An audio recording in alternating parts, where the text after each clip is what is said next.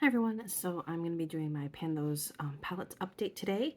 I'm pretty excited because I have some big changes, both within these palettes that you see here, as well as I'm going to be switching something in. So I'm very excited to share with you what's going on. So basically, over the last few weeks, I've actually started to get quite tan. I'll show evidence by my Fitbit. My watch tan, as you can see here, it's not super stark, but just enough for me to really get some color. And now I am pulling much warmer than than I was before. The change was quite drastic, honestly. So that's kind of the change behind some of these updates that I have for you. But first, let's go with the more boring stuff.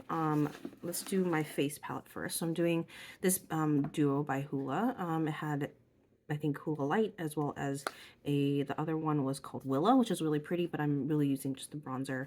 So I actually already repressed the bronzer here and actually repressed into more of a speckled kind of shade here, with like a darker one, because it was nearly like my skin tone. As you can see here, it's like barely deeper than my skin tone, so I really use it as like a contour topper more than anything else. But because this is still quite light for me, and now that I'm getting warmer, I needed something a little deeper. So I'm actually going to pull in my MAC, well, I call it a bronzer, but it's in the shade Into Eternity. It's the Electric Wonder Iridescent Powder, I believe. Quite a long name for a powder, but it's a really, really pretty packaging, although it's the gold foil is already starting to wear away. But let me go ahead and open it. As you can see here, it's kind of marbled on the inside, really pretty, but it does pick up quite rosy and kind of a bronzer-ish type shade, as you can see there. It does pull rosy when I swatch it, but I think that's okay, especially since now that I'm warmer. So I'm planning on actually combining these two, and especially when I need to repress this, I'll probably end up repressing this along with like bronzer and powder shades to kind of make the right shade for me. But right now I'm mixing them, and it's actually been quite a good experience. So I'll be showcasing both of these in future updates throughout the summer, and especially I think while I'm still tan, I'll continue to use this. I actually hit pan on this last summer when I was also a little bit tan, so that makes a lot more sense. So that makes a lot of sense for me to pull it in this summer as well to get a little bit more use out of it. It's a beautiful powder, but because it's kind of a weird one being a bronzer, I can definitely see myself repressing something into this in the future to make it maybe more, match the case that it's in or something like that. But for now, this is my plan with my face palette. Although it's not really even a face palette anymore, but that's what it is.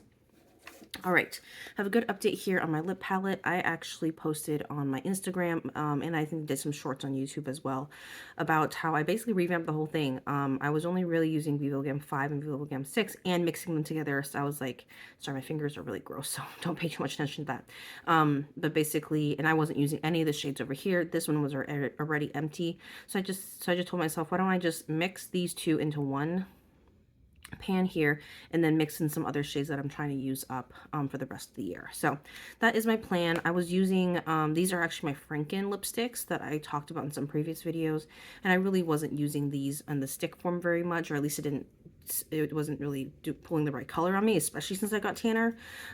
So that's what happened there. But this is the mix of Vivogam 5 and 6. Try to swatch it for you. It's a little bit stiffer of a formula now that I've actually like melted them down, but I still perform quite nicely, especially with a lip brush. This is actually NARS Rikugian, and I think I put like a lip liner on the side there. But I was so happy that I could actually, I just ended up like pushing out all of the rest of the Rikugian products because it was so difficult to sharpen. This is quite dark. This is I think in Compliment from Rare Beauty. And it's quite dark, but I think this is a good mixer for some of the other shades here. And then these are my 3 Franken shades. I'll just swatch them quickly for you. But it's like, one of them is like play on Skew, another one's a play on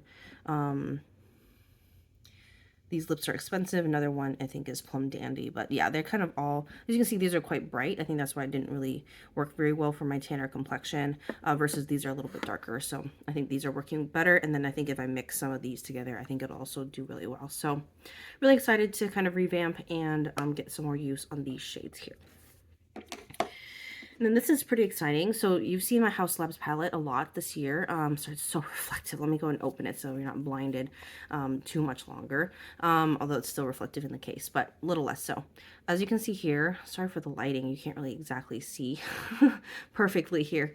But this is kind of my progress. This is my cream blush shade, and these are my kind of Franken eyeshadows here. I already hit pan in this one. I think I was using it kind of aggressively, so that's why it already has pan in that one, although it hasn't expanded much since then. And these are the two shades that I'm using more organically, like in outer corner brows and stuff like that. So, but I am actually going to take a break from this palette during this, especially during the summer. I think because I am a little bit warmer now, I don't find myself reaching for this that much, and just not super excited about it. So I think I just need a break from it since I've been really pretty much working on this for the past 7 months. So I'm actually going to pull in my Tarte Honeysuckle palette that I got from a friend over the holidays, and I'm very excited about this. I used this during travel in the holidays, but now I think I'm ready to actually pull it in as like an official palette for at least 3 months, if not for the rest of the year, and just really see how much damage I can do on it. Damage doesn't seem like quite the right word, but I would love to hit at least a few pans. I think that'd be really exciting to me. Some of these tones are also quite warm as well, so I think that actually worked quite well for me. So like today I put these 3 into my inner corner, and that was really pretty. This one here, see if I have any real estate left on my arm to swatch. And these mattes actually are quite pretty. So this one is a very warm dark brown there, almost a reddish brown. This is a nice little purple.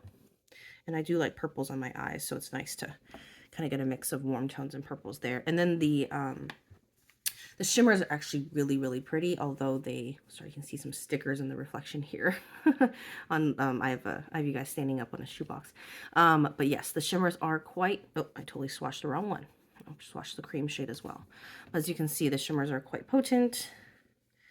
And that's the shade. Sorry, this is so awkward to film this way.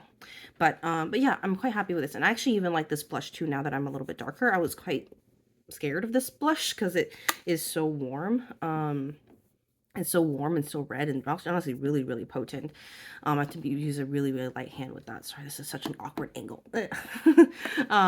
But that is the palette that I'm working on for the next 3 months-ish. I'm really hoping to hit pan on at least one of the shimmers. I think that'd be really exciting. The cream I really hope to be using, I mean, it's quite bright and light, but I think I can use this as like a blender shade kind of, especially if I mix these two together. These are 2 mattes. This is such like an awkward like shimmer shade over here versus over here, but whatever. And then the blush, it'd be nice to actually see at least a dip in that one by the end of the time, that end of the life of this palette here. So let me take a quick look at the eyeshadows is 0.75 grams each, which I think is actually half of whatever was in this one. So I'm holding it backwards because the camera is a little bit backwards here. This one, oh, this one's hard to tell actually. This one had 5 grams total over 6 products. So this one must have been just a little less than about 8.8 or 0.9 grams each.